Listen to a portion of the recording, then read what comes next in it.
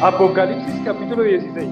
Bueno, este libro de Apocalipsis no ha sido fácil de mirarlo, de observarlo. Este libro de Apocalipsis es un libro duro porque habla de, en medio de toda esa dureza y esas situaciones difíciles, también se ve, está dándole a su iglesia aliento para continuar adelante.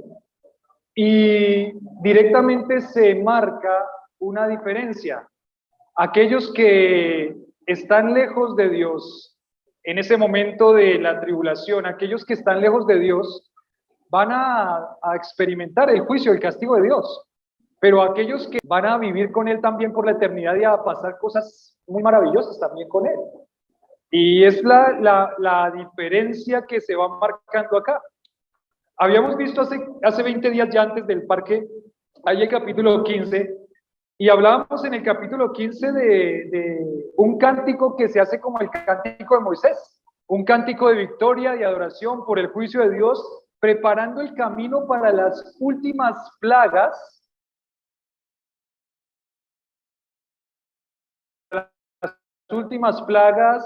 que como esos formatitos de predicación tienen una persona quemándose, tienen creo que un terremoto, tienen también en la semana, como que ellos también vayan sabiendo y teniendo de sus papás lo que significa y lo que es el mensaje de Dios a través de su nombre. Entonces tenemos en Apocalipsis capítulo 16 lo que ahora sí son las copas de la ira de Dios. Y vamos a leer el capítulo 16 todo completo para ir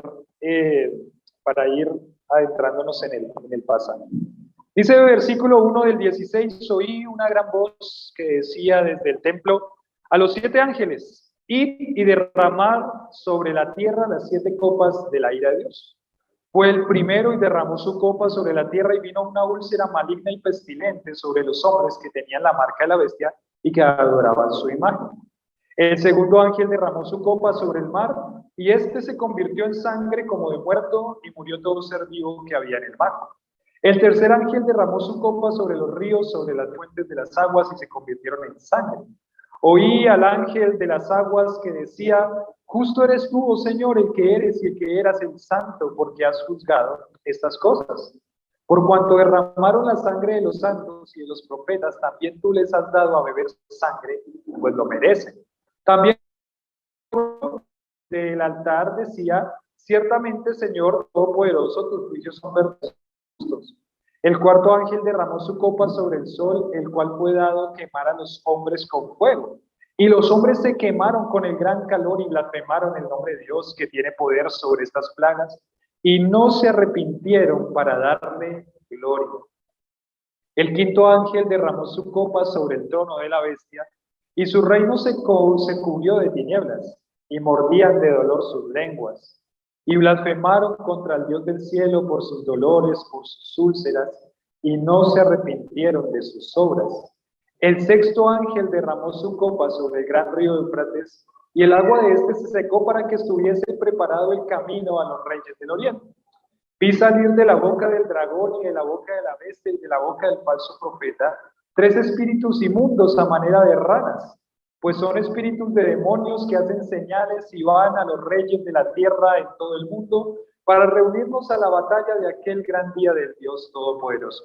He aquí, yo vengo como ladrón. Bienaventurado el que vela y guarda sus ropas para que no ande desnudo y vean su vergüenza. Lo reunió en el lugar que en hebreo se llama Armagedón. El séptimo ángel derramó su copa por el aire y salió una gran voz del templo del cielo, del trono, diciendo, hecho está. Entonces hubo relámpagos y voces y truenos y un gran temblor de tierra, un terremoto tan grande cual no hubo jamás desde que los hombres han estado sobre la tierra. La gran ciudad fue dividida en 3 partes y las ciudades de las naciones cayeron. La gran Babilonia vino en memoria delante de Dios para darle el cáliz del vino del ardor de su ira. Y toda isla huyó, los montes no fueron hallados. Cayó del cielo sobre los hombres un enorme granizo como el peso de un talento. Los hombres blasfemaron contra Dios por la plaga de granizo, porque su plaga fue sobremanera grande. Es un capítulo difícil. Ustedes recuerdan que para este momento en la historia del mundo, la Tierra ya está bastante afectada. Ya pasaron 7 ¿qué? 7 sellos, después vinieron 7 trompetas, y por último se van a derramar estas 7 copas. Realmente el mundo ya está muy afectado, ha estado muy afectado por todos estos juicios de Dios. Y ahora vamos a ver el último, y naturalmente, como dice el texto, el bosquejo es cada uno de esos sellos. El bosquejo es cada uno de esos sellos.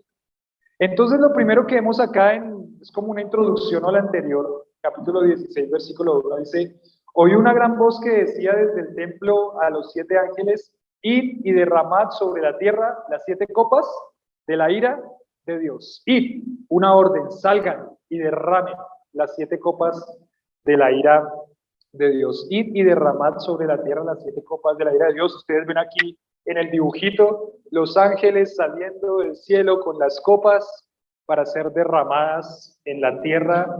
¿Las copas de qué? De la ira de Dios. De la ira de Dios. Cuando uno piensa en la ira de Dios, cuando lo vemos, lo que hemos visto aquí en Apocalipsis, uno piensa, la ira de Dios es tremenda. La ira de Dios es tremenda. Cantábamos aquí esta canción al principio, decía: la ira de Dios, ¿tú qué? Tú aplacaste por tu sacrificio de amor. Hasta el final la copa, ¿tomaste la copa de qué? La copa de la ira de Dios. Fue la que Cristo bebió. Cuando Él decía: Señor, pasa, o Padre, pasa de mí esta copa. ¿A qué se refería? A la copa de la ira de Dios. Porque Jesucristo sabía que en Él iba a ser cargado todo el pecado. Y el pecado ante Dios, ¿qué produce a Dios? Ira. Ira. Es más, cuando nosotros hablamos de la ira de Dios, de la copa de la ira de Dios, nosotros podemos pensar y reflexionar que esa ira tenía que caer sobre nosotros. Cuando ustedes ven Apocalipsis, eso tenía que caer ¿sobre quién? Sobre nosotros.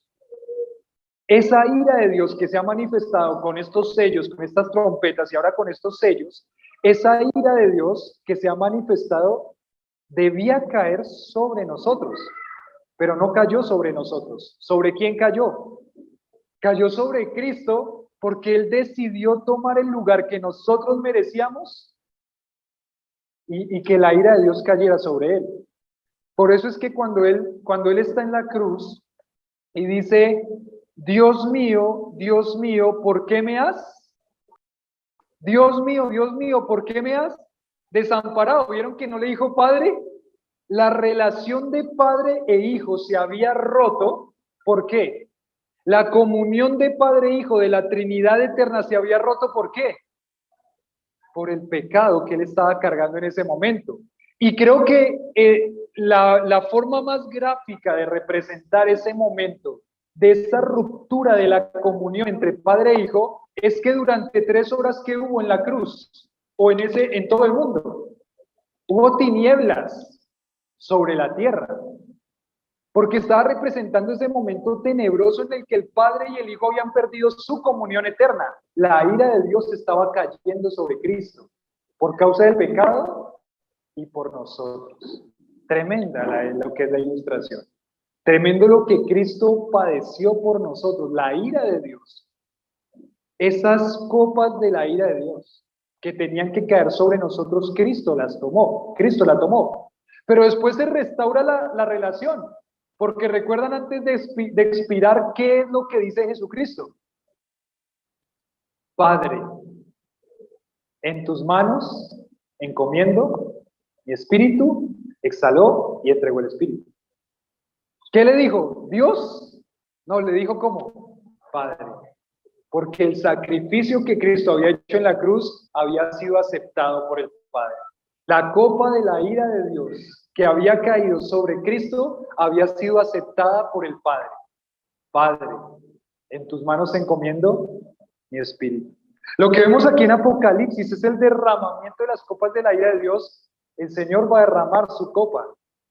En este momento no hay nada que va a detener la ira de Dios sobre estas personas que no han creído en Él. Esa ira de Dios es una ira de Dios terrible, es tremenda. Y vamos a ir copa por copa para mirar a ver cómo es que se empiezan a derramar las copas de la ira de Dios. Versículo 2 dice, fue el primero y derramó su copa sobre la tierra, y vino una úlcera maligna y pestilente sobre los hombres que tenían la marca de la bestia y que adoraban su imagen. Una úlcera maligna y pestilente, una úlcera maligna y pestilente, pero lo que nos llama la atención de esta porción es que la úlcera maligna y pestilente va específicamente sobre quiénes. Va específicamente sobre aquellos que tenían la marca de qué, de la bestia, la marca del número de su nombre, que no sabemos específicamente qué es, pero ellos sí lo van a saber en ese momento. Pero ellos habían decidido darle la espalda a Dios. Y ellos habían decidido decirle, Dios, no nos importa, sabemos que todo esto viene de ti, pero no nos importa. Y ya lo vamos a ver también ahorita. Esas personas habían decidido darle la espalda a Dios. Sobre esas personas que habían decidido darle la espalda a Dios y que no habían muerto todavía, sobre esas personas viene la primera copa de la ira de Dios. ¿Y cuál es la primera copa de la ira de Dios? ¿Una qué? Una úlcera, son llagas sobre la piel, malignas, dolorosas y también pestilentes, que significa que olían ¿qué? A feo. No olían feo, olían horrible. Sobre aquellos que tenían la marca de la bestia y que adoran la imagen. Ese es el castigo por tomar una decisión de ir en contra de Dios y adorar a Satanás. Ese es el castigo. El primero, bueno, no, ese no es el primero, es el 13º, porque ya habían venido un montón de cosas sobre ellos, pero acá hablando de los sellos, empieza la primera copa, una úlcera maligna y pestilente. Decía el pastor Matías comentando sobre este pasaje, decía, el coronavirus, la pandemia del coronavirus solamente fue un poquito de lo que en ese momento se va a vivir como pandemia. En ese momento la pandemia va a ser una úlcera maligna y pestilente sobre aquellos que se marcaron con la marca de la bestia. Y esa es la primera de las copas de la ira de Dios. Este es el ensayo. El coronavirus puede verse como un ensayo de lo que va a pasar en ese momento, producto del juicio de la ira de Dios. Y aquí nos hace pensar algo, ¿no? Todas estas personas que sin Dios parece que celebraban ser victoriosos, ¿aquí se están mostrando victoriosos? ¿Aquí parecen victoriosos? Solamente aquellos que han creído en Cristo como su Salvador son realmente ¿qué? Victoriosos. Aquellos que le dieron la espalda a Dios, ellos no son victoriosos. Aquellos que le dieron la espalda a Dios ahora aquí están sufriendo derrotados. Qué triste el corazón que no da gloria a Dios y que se endurece para darle la espalda a Dios. Y seguimos con la segunda copa en el versículo 3. Dice, el segundo ángel derramó su copa sobre el mar. Este se convirtió en sangre como de muerto. Esa sangre como de muerto es una sangre no rojita viva, sino una sangre que ya está pudriéndose. Esa sangre que ya no es roja, sino es como medio morada. Esa sangre como de muerto. Y se convirtió en sangre como de muerto y murió todo ser vivo que había en el mar. ¿A qué les recuerda esto? Esto tenía que recordarles a ellos otro juicio de Dios. ¿Recuerdan, no? Egipto, Moisés mete la vara en el mar y ¿qué pasa? Se convierte en sangre, pero aquí específicamente la característica que le da esta sangre es una sangre como de ¿qué? Como de muerto, y mueren todas las criaturas que están en el mar. Ay, qué triste. Porque el mar es bonito. No sé si he tenido la oportunidad de ir al mar o ver el mar por televisión, en algún documental, pero el mar es tan bonito. El mar es creo que una maravilla. Y todos los seres del mar, usted piensa en los seres del mar, en los peces, en las ballenas, en las estrellas de mar, en las algas, en los corales, en los arrecifes, en los pececitos de coral. Todos ellos mueren por causa de este juicio de Dios hacia el ser humano. ¿Eso qué significa? ¿Qué se afecta con la muerte de tantos animales? ¿Qué se afecta con la muerte de tantos peces? Se afecta la comida, se afecta la economía, se afecta un montón de cosas. Mueren, mueren. El tercer ángel, versículo 4, el tercer ángel derramó su copa sobre los ríos, ahora no sobre el mar, sino sobre los ríos, sobre las fuentes de agua, y se convirtieron en ¿qué? En sangre. Ya habíamos visto en las otras plagas que habían venido en sellos y trompetas, que se habían afectado, pero no se habían afectado todas. Se había afectado la tercera parte. Y lo que quedaba ahora sí completamente todo está siendo afectado. Ya viene el Señor, hecho está, ya viene el Señor para regresar, y Él, en medio de ese caos que se está viviendo en la tribulación, Él va a dar vida otra vez y va a renovar todo en su reino. Pero ese caos se produjo por todo ese pecado de hombres y de seres que no han querido darle la cara a Dios, sino darle la espalda a Dios. Y Dios va a restaurar todas las cosas, pero antes tiene que mostrar su juicio. Sobre los ríos, sobre las fuentes de agua, sobre las lagunas, sobre todo, sobre todo. Y dice, y se convirtieron en sangre, y por supuesto murieron. El 5, versículo 5, tenemos, perdón, del 4 al 7, estamos ahí en la tercera copa. Versículo 5, y oí al ángel de las aguas que decía, ¿qué decía el ángel? Justo eres tú, oh Señor, el que eres y que eras el santo, porque has juzgado estas cosas. Es como que hace un pare, un alto, el ángel. Hace un alto. Todas estas cosas, no sé si de pronto a ustedes se les vino a la mente, pero todas estas cosas parecen muy terribles. Todo lo que están viviendo los seres humanos en ese momento parece muy terribles. Y por eso es que el ángel va a recordar.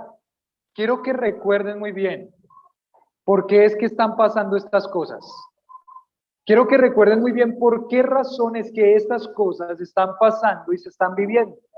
¿Por qué estas cosas están pasando y se están viviendo? Porque se está mostrando la justicia y la santidad de Dios. Dios es un Dios justo y Dios es un Dios santo. ¿Qué significa la palabra justo? La palabra justo significa que Él no va a tener por inocente lo que no es inocente. Y va a tener por inocente lo que sí es inocente. Eso significa justicia. Pero la palabra santo, ¿qué significa? La palabra santo significa apartado de algo. ¿Y apartado de qué? Apartado del pecado. Dios tiene que juzgar el pecado. Y por eso estas cosas están viniendo. Dios va a juzgar el pecado y por eso es que estas cosas están viniendo, porque Dios es un Dios justo y es un Dios santo. Por eso es que están viniendo todas estas cosas aquí a esta tierra. Creo que por eso es que el ángel hace un pare y les recuerda a todos los que estamos leyendo esto en ese momento, a las 7 iglesias de Apocalipsis, y en este momento a los que leemos esta carta, que aunque parece un juicio duro, esto está pasando porque Dios es un Dios justo y un Dios santo. Entonces, tranquilos, eso es lo que tiene que pasar. De pronto alguno lucha en su corazón, uy, pero me parece que es muy duro. Sí es, pero recuerde por qué es. Porque Dios es un Dios justo y un Dios santo. No va a tener por inocente al que es culpable, y Él va a juzgar el pecado, porque Dios es un Dios sin pecado, por eso es santo. Porque has juzgado estas cosas. Versículo 6 dice, por cuanto, y aquí viene la otra razón, por cuanto derramaron la sangre de los santos y de los profetas, también tú le has dado a beber sangre, pues aquí viene la otra razón. ¿Por qué Dios está derramando sangre y por qué Dios está haciéndoles beber sangre? porque es un justo juicio de Dios, porque ellos, ¿qué hicieron? Derramaron la sangre de los profetas y de los santos. De aquellos creyentes los mataron. Recuerdan que esto es de la marca de la bestia, el que no se puso la marca de la bestia fue perseguido y muchos de esos creyentes fueron muertos. Pero Dios está juzgando todo ese derramamiento de sangre por todas las edades. Ellos fueron violentos y mataron a aquellos que llevaban el mensaje de salvación. Ahora tienen que morir y tienen que beber sangre porque Dios es un Dios justo. Porque Dios es un Dios justo. Le va a dar a cada persona lo que esa persona ¿qué? Merece. Por eso es un Dios justo. Entonces viene aquí y dice, la razón también por la cual está pasando todas estas cosas es porque Dios va a juzgarlos por lo que ellos hicieron a las personas que declararon su palabra y a aquellos que eran sus hijos. Ellos los mataron, pues ahora van a morir. Pues ahora van a morir. Van a beber sangre. El capítulo 17 y 18 no se lo pierda. Tremendo capítulo. Tremendos capítulos. No se lo pierda dentro de 8 días si Dios nos permite la vida y si no nos ha llevado. No se lo pierda el capítulo 18 y 17 y 18 porque es el juicio de Dios sobre todos estos que hicieron mal y que fueron en contra de Dios. Todas las religiones del mundo. El juicio de Dios sobre ellas. No se lo pierda dentro de 8 días. Pero esta está juzgando por cuanto derramaron sangre de los santos y de los profetas. También tú le has dado a ver de la sangre, pues lo merecen. Tremendo este Dios. Este es nuestro Dios. Es un Dios justo, es un Dios santo, es un Dios que da a cada uno lo que merece. A cada uno lo que merece. Vamos con el versículo 8 al versículo 9. La cuarta copa. Versículo 8. El cuarto ángel derramó su copa ¿sobre qué? Sobre el sol, al cual fue dado quemar a los hombres con fuego. Y los hombres se quemaron con el gran calor y blasfemaron el nombre de Dios, que tiene poder sobre estas plagas. ¿Y qué dice esa frase tremenda? Y no se arrepintieron, ¿para qué? ¿Sí están ahí? Versículo 9, ¿están ahí? Apocalipsis, ¿sí? 16, vamos a leerlo otra vez. Dice, y los hombres se quemaron con el gran calor y blasfemaron el nombre de Dios que tiene poder sobre estas plagas, y no que, para darle gloria. Uy, tremendo. Y aquí este concepto aparece nuevamente. Aquí este concepto aparece nuevamente. El cuarto ángel derramó su copa ¿sobre quién? Sobre el sol. ¿Y qué hizo el sol? ¿O qué hizo Dios a través del sol? Quemar. Ahí están los hombres con úlceras en su cuerpo, porque obviamente esto fue simultáneo al mismo tiempo. No significa que esperó a que se quitaran las úlceras, sino que todo esto viene una tras de la otra. Y estos hombres que ya están sufriendo por las úlceras, ahora están siendo ¿qué? Quemados por el sol, prendidos por el sol, quemados con fuego por el sol. Pero eso no es lo triste de la situación, ¿no? Veíamos en el capítulo 11, que aquellos que se pusieron la marca de la bestia, pero en el capítulo 13 y 14, que aquellos que se pusieron la marca de la bestia no tenían ¿qué? No tenían vuelta atrás. Ellos nunca se van a arrepentir. Nunca se van a arrepentir de lo que hicieron. Nunca. Y acá es la muestra de eso. Ellos están siendo afectados por estas úlceras. Ahora, afectados económicamente por la muerte de las fuentes de agua. No se pueden bañar, no pueden tomar agua, nada. Y ahora viene el sol y los quema. Y la reacción natural del juicio de Dios, de la disciplina de Dios, debería ser ¿cuál? Debería ser volverse a Dios y arrepentirse. Eso es lo que debe producir la disciplina, el castigo y el juicio. Debería producir en una persona el arrepentimiento genuino. ¿Pero qué dice acá? No se arrepintieron. Y antes, en vez de arrepentirse, blasfemaron el nombre de Dios. Recuerdan que vimos hace un poco hace 2 capítulos, quizá cuando hablábamos de las 2 bestias en el capítulo 13, que el anticristo que llevaba como símbolo, nombres de qué? De blasfemia. ¿Recuerdan? En sus cabezas nombres de blasfemia. El anticristo estaba haciendo toda una campaña de blasfemia contra Dios. El anticristo estaba haciendo toda una campaña de injuriar a Dios, de burlarse de Dios, de decirle, ese Dios ¿para qué? Ese Dios no existe, yo soy el que está en el trono.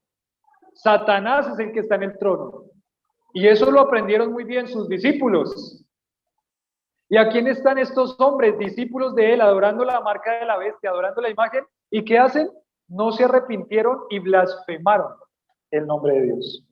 Aquí esa palabra arrepentimiento me llama la atención y creo que en este pasaje es uno de los puntos específicos, la idea central del texto. Que aparezca ahí, estos hombres no se arrepintieron. ¿Qué significa la palabra arrepentimiento? Arrepentimiento. La palabra arrepentimiento significa cambio de mente.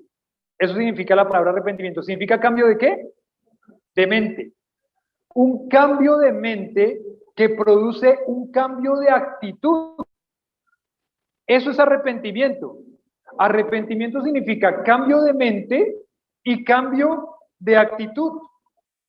Prácticamente está diciendo arrepentimiento significa un cambio en la manera de pensar. En que yo pensaba esto, en que yo tenía esta actitud, pero el arrepentimiento significa ya no pienso eso, ya no tengo esa actitud, sino que ahora pienso esto y cambio totalmente mi actitud. ¿A cuál actitud? ¿A cuál pensamiento? Al pensamiento de Dios. Yo pensaba esto, ahora ya no pienso esto, yo ahora pienso lo que Dios piensa. Eso es arrepentimiento. Y eso hace cambiar mi pensamiento, hace cambiar mis palabras, hace cambiar mis acciones. Por eso es que cuando una persona dice, realmente yo estoy ¿qué? Arrepentido, eso se va a ver. ¿Por qué se va a ver? Porque el arrepentimiento es un cambio de mente, de pensamiento y un cambio de actitud. Si una persona dice, estoy realmente arrepentido y no pasa nada, ¿está arrepentido? No está arrepentido, no pasó nada.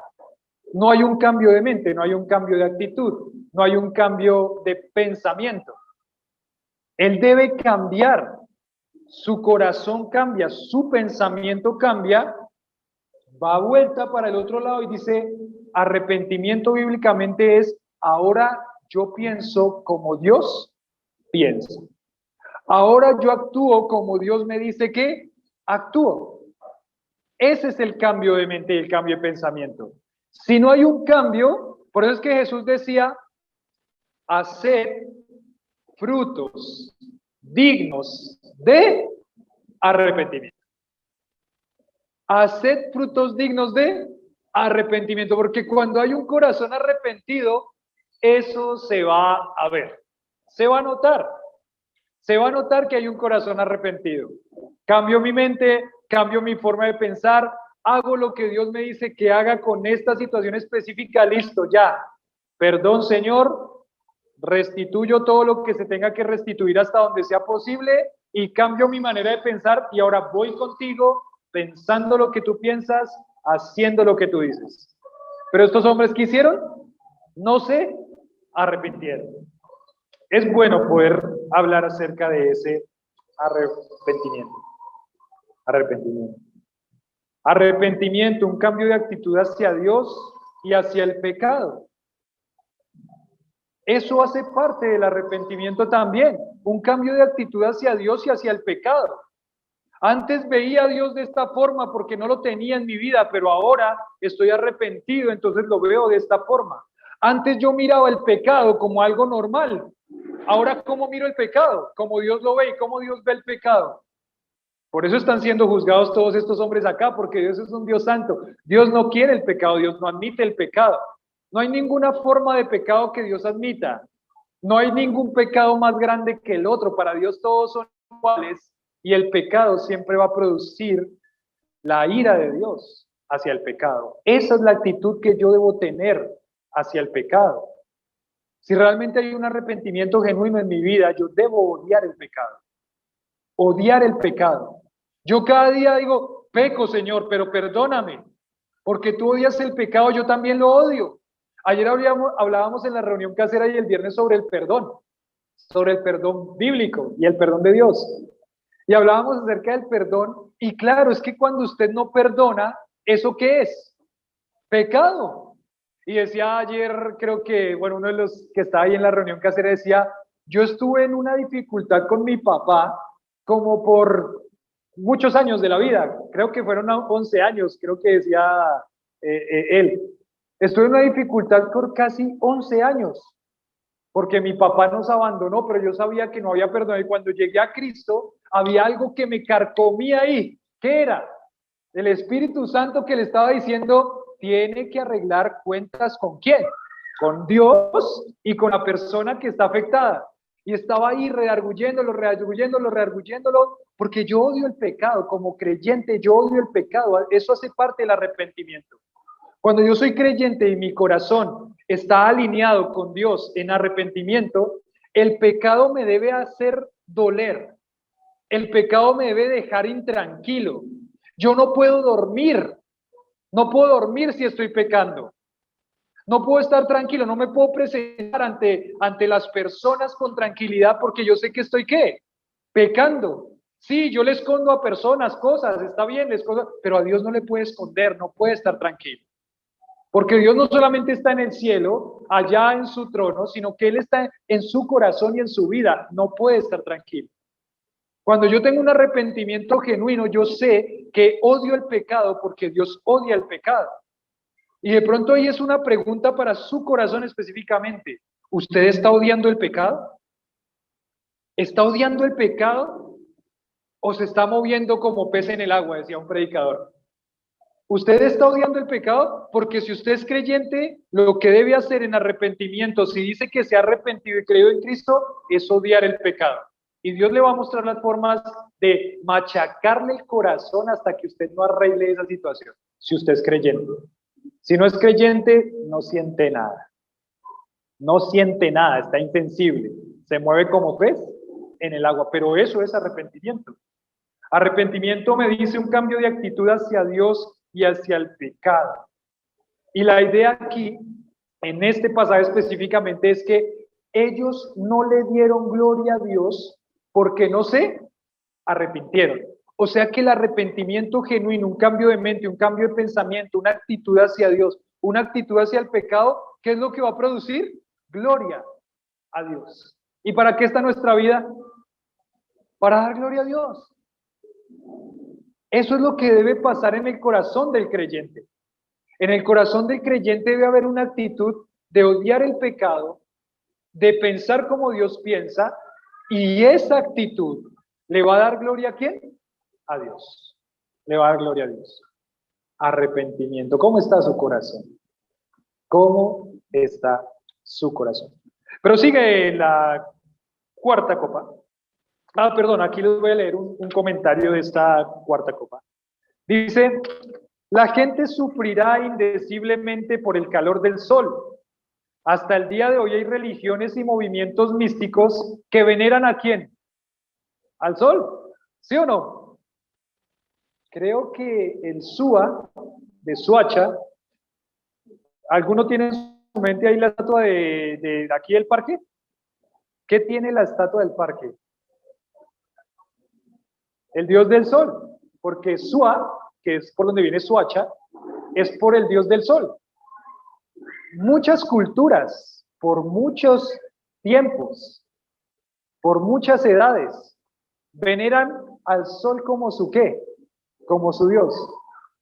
El astro rey venera al sol como su dios.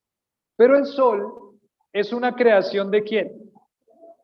Así como un instrumento de él para bendición, porque necesitamos del sol, aunque también en este momento específico va a ser utilizado instrumento de Dios para dañar a las personas que no creen en él, los va a quemar con el sol. Los no creyentes van a reconocer la fuente de los juicios. Desde los primeros sellos que vimos de juicio de Dios, ellos saben de quién viene ese juicio, pero no les importa, no se arrepienten, no se arrepienten. Los no creyentes reconocerán la fuente de los juicios, pero renegarán de Dios por sus sufrimientos, seguirán manifestando su dureza de su corazón. Lo que tendrían que entender esas personas y las personas hoy es que su necesidad más grande no es escapar de los sufrimientos físicos, sino reconocer su pecado y confiar en el Rey verdadero y eterno. No es escapar, su solución no es escapar de lo que ellos están viviendo en ese momento. ¿Su solución cuál es? Reconocer a Dios como su Rey, como su Salvador. Eso me hace pensar también en cuando nosotros pasamos por las pruebas, ¿no? Nuestra necesidad más grande en ese momento no es escapar del sufrimiento físico. Nuestra necesidad más grande en un momento de sufrimiento, ¿cuál es? Es reconocer a Dios como Rey y como Señor y darle gloria a Él por lo que se está viviendo en ese momento. No escapar del sufrimiento físico, aunque Dios en su misericordia puede hacer que el sufrimiento físico acabe. Pero esa no es la necesidad más grande. Y estos hombres no le reconocieron como Dios. Versículo 10 y versículo 11. El quinto ángel derramó su copa. ¿Sobre qué? ¿Sobre qué?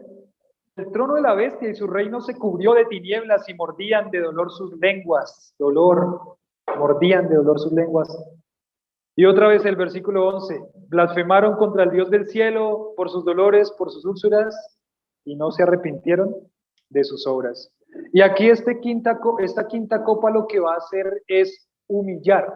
¿A quién va a humillar la quinta copa? A la bestia y al trono de la bestia. La bestia del anticristo con el falso profeta, con Satanás, se habían levantado y habían dicho, nosotros somos los salvadores, créannos a nosotros, pero en este momento hay tinieblas. ¿Sobre el trono de qué? De la bestia. Hay tinieblas, hay oscuridad. Dios está por encima de ellos. Es una vergüenza para el trono de la bestia. Ni siquiera eso pudieron continuarlo. Ni siquiera eso pudieron seguirlo. Por lo menos luz y claridad en su reino. Tinieblas sobre el trono de la bestia, humillándolos.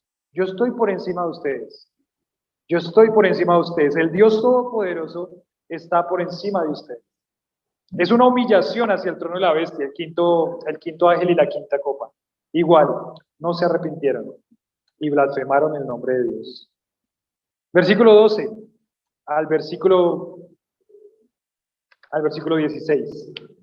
Dice, el sexto ángel derramó su copa sobre el gran río Éufrates, y el agua de este se secó para que estuviese preparado el camino de los reyes del oriente. Vi salir de la boca del dragón, de la boca de la bestia, de la boca del falso profeta, 3 espíritus inmundos a manera de ranas, pues son espíritus de demonios que hacen señales, van a los reyes de la tierra en todo el mundo para reunirnos a la batalla de aquel gran día del Dios Todopoderoso. He aquí yo vengo como ladrón, bienaventurado el que vela y guarda sus ropas para que no ande desnudo y vean su vergüenza. El gran río Éufrates, este río Éufrates es famoso, ¿no? ¿Dónde estaba el río Éufrates? ¿Recuerdan dónde está el río Éufrates? ¿Dónde? En el huerto de Edén. Uno de los ríos que regaba todo el huerto de Edén era el río Éufrates. El río Éufrates es como una barrera o como un límite, o como, ¿cómo se llama eso?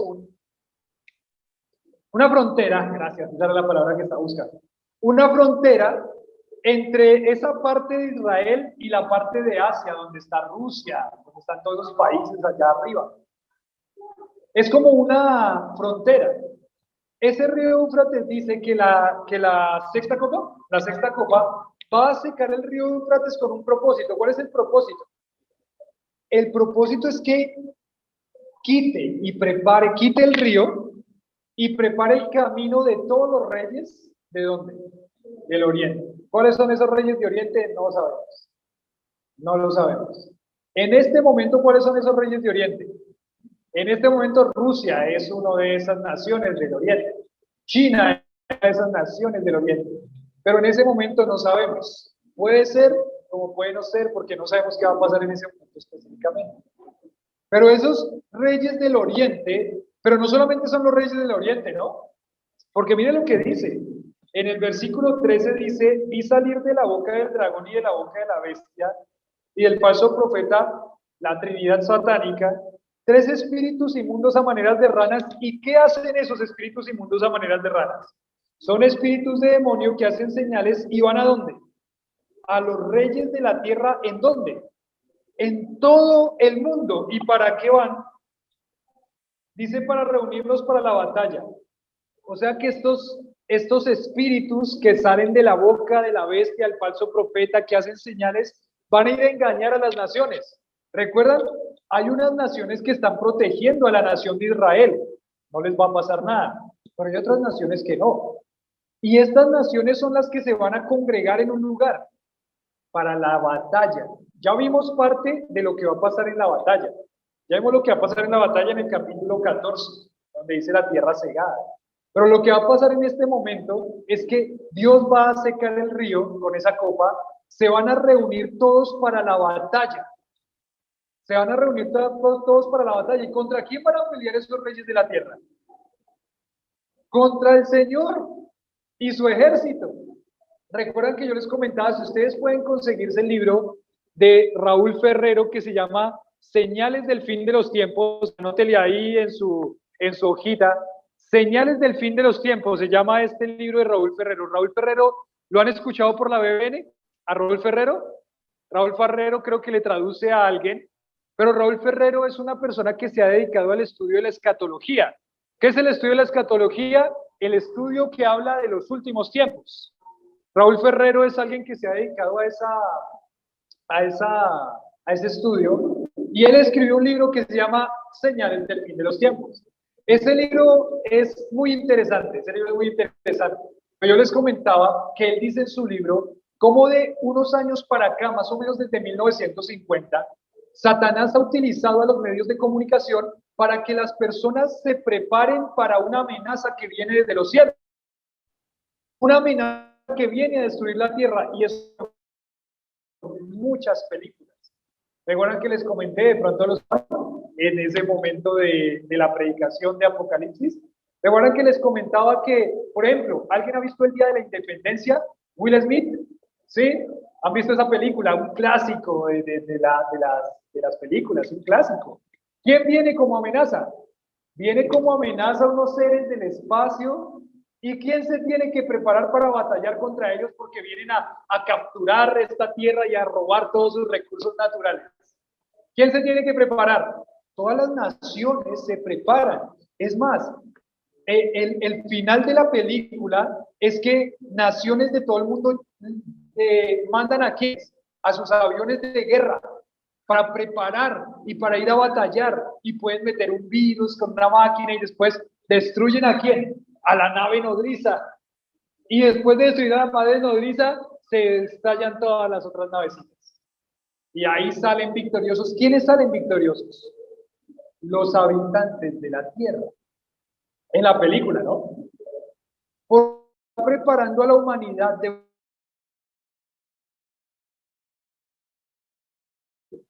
es Cristo, es el Señor. Pero este mundo está preparándolos para eso. Las películas también, E.T. ¿Alguno vio E.T.? Los que somos más mayorcitos, de pronto vieron E.T. Los muchachos no tienen ni idea de qué es E.T. Pero ahorita salen muchas cosas de esas. Una amenaza que viene ¿de dónde? De los cielos. Y hay que estar preparado porque en otra película, por ejemplo, o en la misma de Día de la Independencia, vi que esos extraterrestres robaban a las personas para hacerles ¿qué? Experimentos y mirar su cuerpo y observarlos. Roban a las personas. Y eso también es interesante porque un día van a ser raptadas muchas personas, ¿sí o no? ¿Quiénes van a ser raptados? La iglesia va a ser raptada. ¿Y qué van a decir? Los extraterrestres, sí, porque yo vi en la película de Will Smith. ¿De verdad? Así va a ser. Yo vi en la película de Will Smith que se robaban a las personas para hacer, no, pobrecitos, se los llevaron para hacerles experimentos. Y nosotros allá disfrutando en el cielo. Y ellos pensando que se los robaron los extraterrestres. Porque Satanás está obrando en la mente de este mundo para que blasfemen y se pongan en contra de Dios. Y uno dice, la Biblia es real, va a ser raptada la iglesia y usted si no cree en Cristo se va a quedar para vivir la tribulación. Hay puros cuentos. Pero le dicen, hay extraterrestres que los van a robar para hacer experimentos. Ay, no, qué miedo, de verdad eso pasa. ¿Ven cómo se cree la mentira? Pero la verdad, esos son puros cuentos chinos. ¿Por qué? Porque a lo malo llaman bueno y a lo bueno malo. Y a lo bueno malo. Satanás obra en la mente de las personas. ¿Recuerdan que hablábamos ayer en el parque? Satanás ciega el entendimiento de quiénes, de los incrédulos, para que no les resplandezca la luz del Evangelio, de la gloria de Cristo. Eso es lo que va a pasar en esta sexta copa. Lo que va a pasar es que se va a preparar y todos esos reyes van a venir con sus aviones de guerra, con sus tanques de guerra, con sus tecnologías que para ese momento van a estar muy afectadas por todo lo que ha pasado en el mundo, con úlceras en sus cuerpos para pelear contra la amenaza que viene. Van a ser engañados por los demonios, los reyes de la tierra, van a ir a decirles, mire, que viene una amenaza, tenemos que pelear contra ellos. ¿Ustedes saben quién es el que nos está mandando todas estas úlceras? ¿Y quién está quemando a su familia con ese sol? Es ese Dios. Tenemos que pelear contra ese Dios. Miremos la película de Will Smith a ver si de pronto podemos enviar un virus a ese Dios y a ese trono. De pronto van a pensar eso. Pero nos va a reunir para pelear contra Dios. Y eso es lo que va a hacer ese sexto sello. Pero hay algo muy interesante en el 15, ¿no? Dice el versículo 15, he aquí que yo vengo como ¿qué? Como ladrón, bienaventurado el que vela y guarda sus ropas para que no ande como desnudo y vean su vergüenza. ¿Y qué es lo que está diciendo Dios acá? Recuerden que este mensaje no le está hablando a los de la tribulación. Este mensaje, ¿a quién le está hablando? A las iglesias de Asia Menor y a nosotros como iglesia.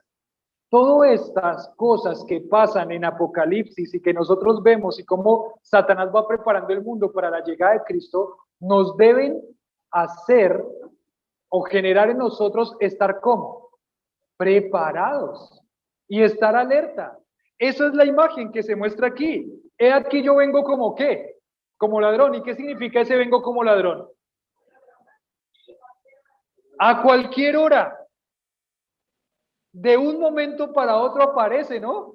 Estoy pensando cuando me robaron allá, venía yo y yo venía concentrado en no caerme ahí porque estaba resbaloso y de un momento a otro veo que salta, ¿cierto? Salta de abajo de la polisombra, salta. Nadie se lo espera, ni yo lo creía en ese momento. Ahí alguien saltó. Cuando lo veo de frente con el arma, pues me está robando. El ladrón no avisa, no me está diciendo hace 1 kilómetro, lo voy a robar. Alístese que lo voy a robar, ya voy a robarlo, venga más para acá que lo robo. No, él sale como de un momento para otro, eso es lo que está diciendo el Señor. Yo vengo como ¿qué? Como ladrón. Todas estas cosas deben hacer que la iglesia se prepare y esté lista. Y ahí es donde de pronto se hace la reflexión, ¿en qué está invirtiendo su tiempo? ¿Qué decisiones le faltan por tomar en su vida para arreglar las cuentas con Dios? ¿Qué está haciendo para Dios? ¿Cómo le está sirviendo a Dios? ¿Cómo está invirtiendo su vida para ayudar a otros a crecer en el Señor? ¿Está preparado? Eso es lo que está llamando la atención aquí la palabra. ¿Está preparado para cuando venga el Señor? ¿O está perdiendo el tiempo? ¿Está desnudo? Eso es lo que está diciendo acá. Cuando uno está desnudo, ¿está preparado? No. Ahí es el temblor, uno se está bañando, el temblor, salga rápido, corra.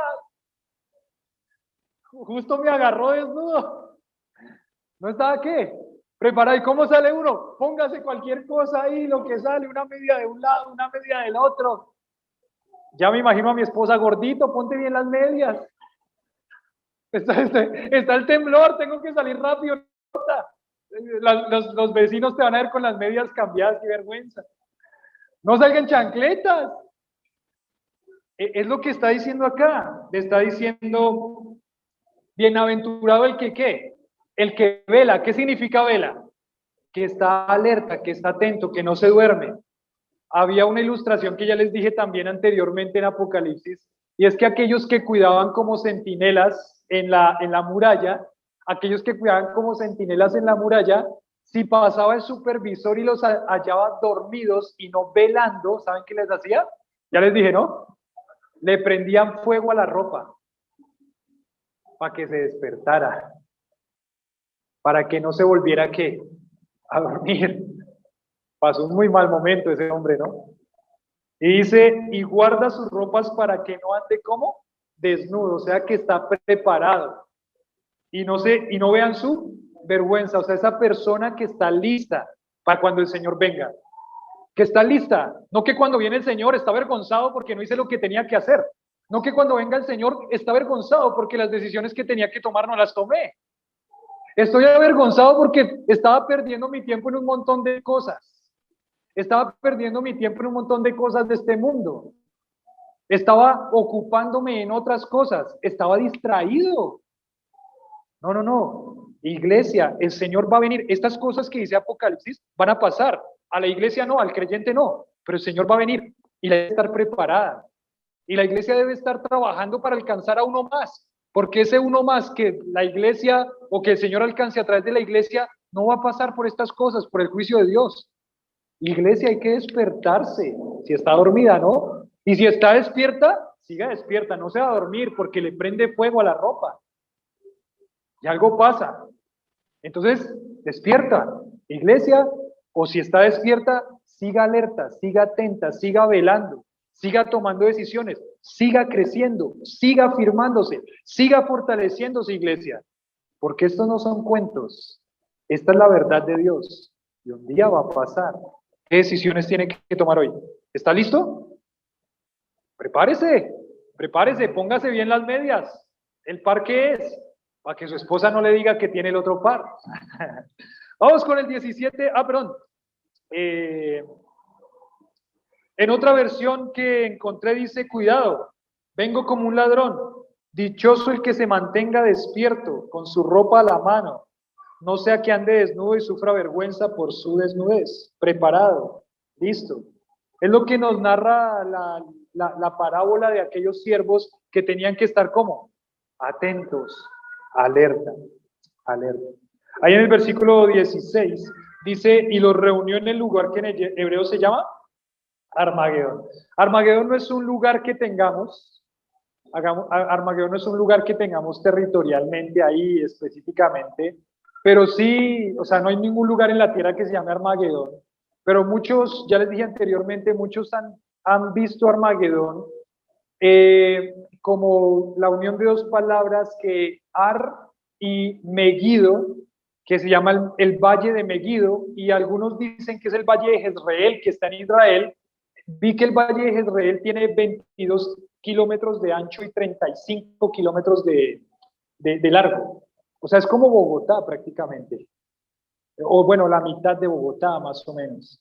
O sea, es un valle muy grande, pero es un lugar muy propicio para la batalla y algunos expertos, comentaristas dicen que posiblemente ese sea el lugar donde se reúnen los ejércitos porque queda pasando ese río Éufrates, ahí queda pasando ese río Éufrates y está en dirección de pasar el río Éufrates y puede ser que ahí es donde se congregan estos ejércitos para pelear contra el que viene desde los cielos.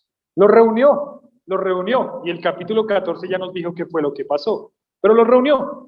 Ya vamos a ver un poquito más adelante algo más de eso. Pero terminamos con la séptima copa, capítulo 16, versículo 17 al 21, y dice, el séptimo ángel derramó su copa por el aire, salió una gran voz del templo, del cielo, del trono, diciendo que dijo, hecho está, se acabó, hecho está. Hecho está. Entonces hubo relámpagos, voces, truenos, gran temblor de la tierra, terremoto tan grande, cual no hubo jamás desde que los hombres han estado sobre la tierra. Terremoto tan grande, un terremoto es un desastre tremendo, pero este es un terremoto cual nunca hubo en la tierra. Nosotros hemos visto siempre terremotos locales, en este lugar, pero este es un terremoto ¿qué? Mundial, sobre toda la tierra. Terrible lo que va a pasar, terremoto mundial, todo lo que trae el terremoto. Un terremoto cual nunca hubo sobre la tierra. La gran ciudad, ¿cuál es la gran ciudad? Jerusalén fue dividida en 3 partes. ¿Cuál es la gran ciudad? ¿Alguien dijo Soacha? Yo pensé que habían dicho Soacha. Amamos Soacha. La gran ciudad, Jerusalén, Y dice, se dividió en tres. Las naciones, las ciudades de las naciones cayeron, triste también. Su confianza en los gobiernos, cayeron todos. La gran Babilonia vino en memoria delante de Dios para darle el cáliz del vino del ardor de su ira. No se pierda eso de la gran Babilonia dentro de 8 días a la misma hora y por el mismo canal. Y toda isla huyó y los montes no fueron hallados. La tierra parece que se volvió plana. Y cayó del cielo sobre los hombres un enorme granizo como el peso de un talento. El peso de un talento, las medidas variaban tanto, algunos tienen, algunas tienen otras, pero se dice que el peso de un talento era entre 35 y 45 kilos. Imagínese un granizo de 35, 45 kilos, ¿qué va a pasar? Si ahorita el granizo, ¿cuánto pesa? El granizo que cae hoy, ¿cuánto pesará? Una pelotita más o menos así de hielo. Y se tiene que meter a algo, ¿no? Porque ¿le ha caído alguna vez granizo en la cabeza? Pega duro, ¿no? ¿Y eso cuánto pesará? 1 gramo por ahí, digamos. Ahora imagínese un granizo de 45 kilos. Pedrito, ¿cuánto es el bulto de cemento? ¿Cuánto pesa? 50. Digamos que un poquito menos del bulto de cemento que le caiga encima. Lo mata. Pero no solamente eso, ¿no? Si un granizo de este tamaño cayera a la velocidad que cae desde las nubes, al carro, ¿qué le haría? Me hizo acordar de otra película, perdónenme. Hay una película que llama El día después de mañana. Es una película donde por el calentamiento global se vuelve hielo toda la parte norte del mundo. Y me acuerdo que empezando la película, él ve como el calentamiento global, no sé si en ese momento le van a decir que es calentamiento global o qué, pero caía granizo de este tamaño en Japón y mató un montón de gente. Cuando caía en los carros los volvía, los destruía. Pues claro, ahora imagínense un granizo de 35, 45 kilos, destruye todo.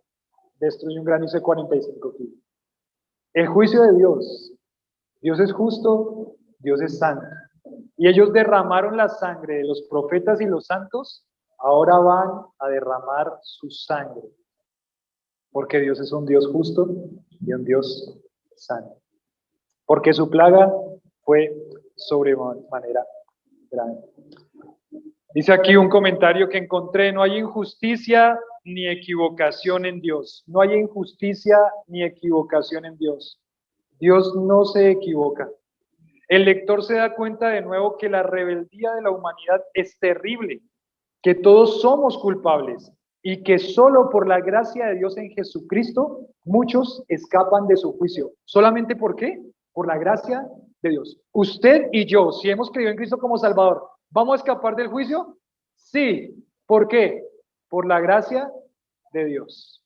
Por la gracia de Dios. Nosotros no merecemos menos que esas personas que están sufriendo ahí, no merecemos menos, merecemos lo mismo. Pero alguien llevó la ira de Dios por nosotros, Cristo la cargó. Nosotros no vamos a pasar por esas cosas solamente ¿por qué? Por la gracia, el favor, el regalo inmerecido de Dios.